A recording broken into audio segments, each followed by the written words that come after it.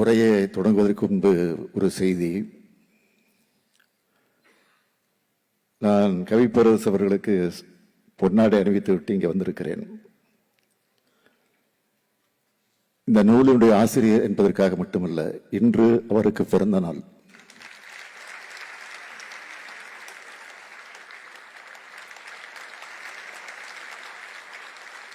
அந்த நிலையோடு உங்கள் அனைவரின் சார்பில் மீண்டும் அவருக்கு உங்களுடைய கரவொலியோடு என்னுடைய பிறந்த நாள் வாழ்த்துக்களை தெரிவித்துக் கொள்கிறேன்.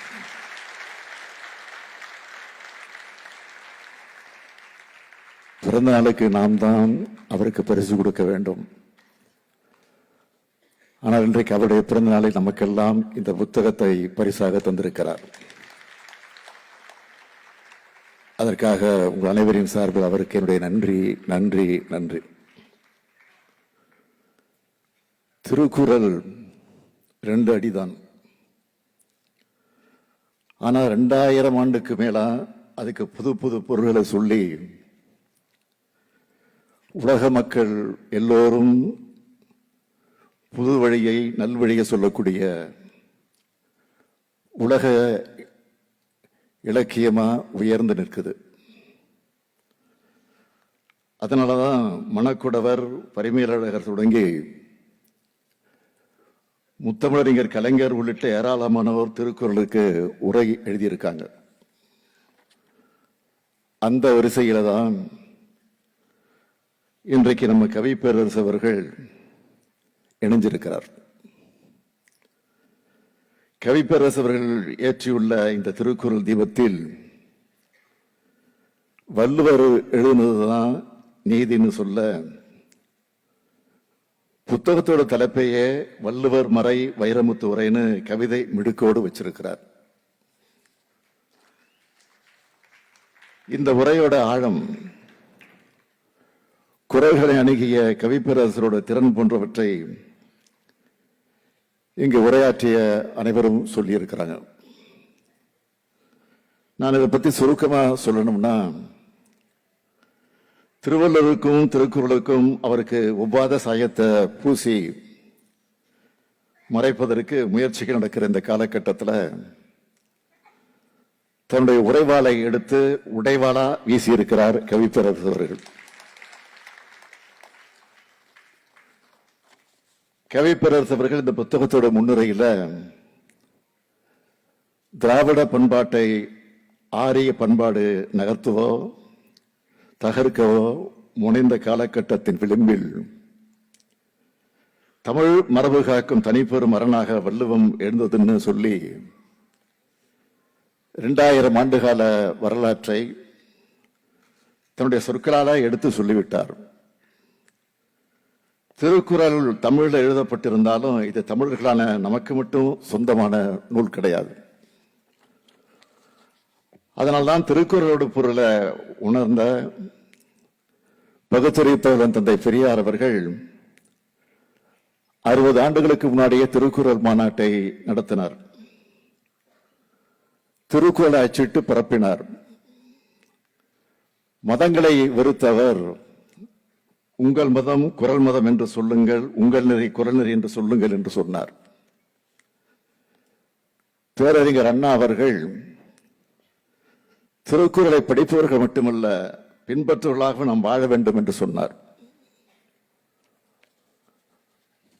தலைவர் கலைஞர் அவர்கள் குறள் மனிதர்களாக நாம் வாழ வேண்டும் என்று சொன்னதோடு இன்னைக்கு புது பொலிவோடு இருக்கிற வள்ளுவர் கோட்டத்தை கட்டினார்.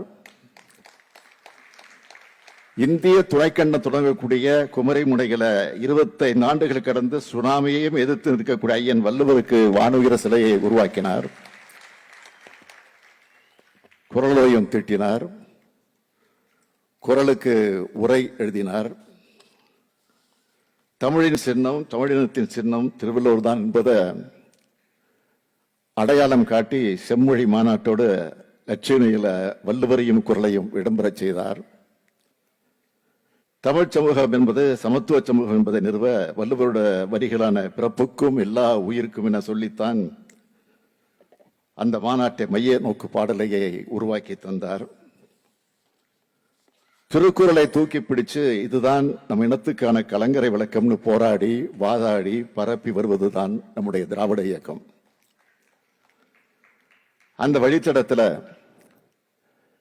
இன்னைக்கு நம்ம கவிப்பேரரசு வைரமுத்தவர்களும் பாதை மாறாமல் இந்த வள்ளுவ தீபத்தை அவர் ஏந்தி இருக்கிறார். நம்ம கவிப்பேரரசு அவர்கள் 12 வயசுல காதலிக்க தொடங்கின குரலுக்கு 72 வயசு வரை அவர் இருந்து இன்றைக்கு உரை எழுதியிருக்கிறேன்னு சொல்லி முன்னுரையிலே சொல்லியிருக்கிறார். அதுக்காக நீங்க வருத்தப்படக்கூடாது. உங்களுடைய 72 ஆண்டு கால அனுபவ பயணம், உங்களுடைய அறிவுச் சேர்க்கை, இதையெல்லாம் துணையாக கொண்டு நீங்க திருக்குறளை அணுகி உரை எழுதியிருக்கீங்க. இதுக்கு என்னுடைய வாழ்த்துக்கள், பாராட்டுக்கள். ஒவ்வொரு குறளுக்கும் நீங்கள் எழுதியிருக்கக்கூடிய பொருளை வாசிக்கும் போது ஒரு கவிதையை படிச்சு அந்த உணர்வை பெற்றவனாக இருப்பதை என்னால் தவிர்க்க முடியல. நான் ரசித்த சில இடங்களை மட்டும் இங்க எடுத்து சொல்ல விரும்புகிறேன். இல்லறத்தான் என்பவன் நல்லறத்தால் துணை நிற்பவன்.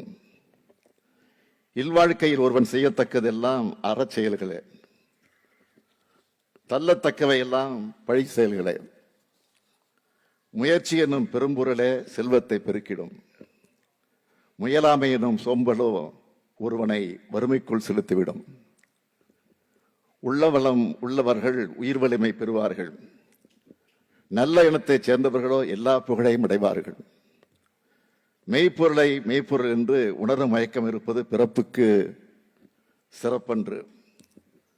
உன் கண்கள் உன்னை கைவிட்டு விட்டன, இனியேனும் உன் சொற்களால் உண்மை சொல். இப்படி சொல்லிக்கிட்டே போகலாம். கவிஞர் தன் கைவண்ணத்தை உரைநடையில் காட்டியிருக்கிறார். அதனால்தான் எழுதப்பட்ட உரையும் ஒவ்வொரு கவிதையாக இருக்கு. திருக்குறளில் வெளிப்படாத மறைபொருள் இன்னும் நிறைய இருக்குன்னு ஏராளமான அறிஞர்கள் தங்களுடைய அறிவையும் அனுபவத்தையும் பயன்படுத்தி உரை எழுதிக்கிட்டு இருக்காங்க.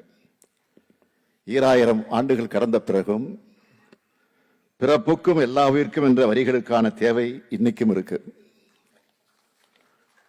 காலங்கள் கடந்து வாழும் வள்ளுவர் மறையை இந்திய நாட்டோட தேசிய நூலாக அறிவிக்கிற முயற்சிகளை நாம் இன்னும் அதிகமாக கவனம் செலுத்தியாகணும். இதுக்காக திருக்குறளோட சிறப்பை முழுமையாக சொல்லும் வகையிலான மாபெரும் அமைப்பை தலைநகர் டெல்லியில நாம் உருவாக்கி ஆகணும். வள்ளுவர் மறையின் பொருளை இந்திய சமூகத்தில் விதைக்கிற பணியில நம்மை ஈடுபடுத்திக்கணும். வள்ளுவர் புலவர் மட்டுமல்ல, புரட்சியாளர். வள்ளுவர் கவிஞர் மட்டுமல்ல, கலகக்காரர். அவர் வழங்கியிருக்கும் கொடையான வள்ளுவத்தை பரப்ப வேண்டியது நம்முடைய கடமை மட்டுமல்ல, காலத்தின் தேவை. வள்ளுவத்தை பரப்புவதோடு மனிதருக்கு எதிரான கருத்தியல் வண்ணங்களை அவர் மேல பூச முயற்சிக்க அடாவடித்தனத்தை ஒட்டுமொத்தமாக தமிழ் சமுதாயம் எதிர்க்கணும். சொந்தம் கொண்டாடுறதுக்கு ஆலயத்தில் ஆள் இல்லாத காரணத்தினால நம்மோட வள்ளுவரை காவிச்சு திருட பார்க்கிறாங்க. திருட என்பதை விட ஏமாத்த பார்க்கிறாங்கன்றதுதான் உண்மை. அதான் பொருத்தமா இருக்கும். திருவள்ளுவர் என்பவர் உலகம் பழிப்பதை ஒழித்துவிட்டால் மழித்தலும் நீட்டலும் வேண்டாம் என்று சொன்ன பகுத்தறிவு கவி. தெய்வத்தால் முடியாததையும் முயற்சி செயல்படுத்தி காட்டக்கூடிய என்ற சுயமரியாதை கவியாக விளங்கினார். அனைவருக்கும் சமம் என்ற சமூக நீதி கவி. உலக மக்களுக்கு ஒளி வழங்குகிற சூரியனா இருக்கிற திருக்குறளை படித்த திருவள்ளுவரை அபகரிக்க நினைச்சா அவருடைய கருத்துக்களின் வெப்பமே அவங்களை பொசுக்கிடும். திருக்குறளை படித்தால் மட்டும் போதாது, பரப்பினால் மட்டும் போதாது, அதன்படி நடக்கணும் என்ற உணர்வை ஊட்ட இளைய தலைமுறையிடம் திருக்குறளோடு பெருமைகளை சேர்ப்பதோடு அவர்கள் திருக்குறளை உள்வாங்கின மனிதர்களாக வளர்த்தெடுக்க இன்றைக்கு நம்முடைய திராவிட மாடு அரசு பல முயற்சிகளை செய்து கொண்டிருக்கிறது. தீரா காதல் திருக்குறள் நிகழ்ச்சிகள், குறளவையும் போட்டிகள், குரல் இனிது நாட்டிய நாடகங்கள், மாணவர் திருக்குறள் மாநாடு, டிசம்பர் மாசத்துல குரல் வாரம், திருக்குறள் முற்றோதல் உள்ளிட்ட ஏராளமான முன்னெடுப்புகள் நம்ம திராவிட மாடல் அரசு மேற்கொண்டு வருது. ஏன்னா குரல் நீதி இருக்கிற இடத்துல மனுநீதியை தடுக்க முடியாது. அதுக்கு கவி பேரரசு வைரமுத்தருடைய உரையும் அடித்தளமாக அமையும் என்ற நம்பிக்கை எனக்கு இருக்கு. நம்ம இளைஞர்களுக்கு இருக்கிற தமிழ் பற்றை அறிவார்ந்த கருத்துக்கள், இலக்கியங்கள் வழியாக மேம்படுத்தி மானுட உணர்வுமிக்க மனிதர்களாக உருவாக்க வேண்டியது நம்ம ஒவ்வொருத்தருடைய கடமை. மொழி வாழ்ந்தால் இனம் வாழும், மொழி வீழ்ந்தால் இனம் வீழும். இதுதான் உலக வரலாறு நமக்கு தந்திருக்கக்கூடிய பாடமாகும். இன்றைக்கு நாமும் அதிக வீரியத்தோடு அரசியல் பண்பாட்டு படையெடுப்பை நடத்தி கொண்டிருக்கிறோம். எத்தகைய படையெடுப்புகளையும் வெல்லும் திறன் தமிழுக்கு உண்டு. தமிழர்களுடைய நம்முடைய தடந்தோள்கள் வலுப்பெற திறன் பெற வள்ளுவர் மறை, வைரமுத்து உரை போன்ற நூல்களும் வாழும் கேடயமாக அமையும். இந்த நம்பிக்கையோடு நமது கவிப்பேரரசு அவர்கள் இலக்கிய பயணம் இன்னும் பல சாதனைகளை செய்து தமிழுக்கு பெருமை சேர்க்கட்டும் என நான் அனைவரின் சார்பில் வாழ்த்துகிறேன். தமிழ் இருக்கும் வரை, குரல் இருக்கும் வரை இந்த நூலும் இருக்கும். வாழ்க தமிழ், வளர்க வள்ளுவம், பரவட்டும் குரல்.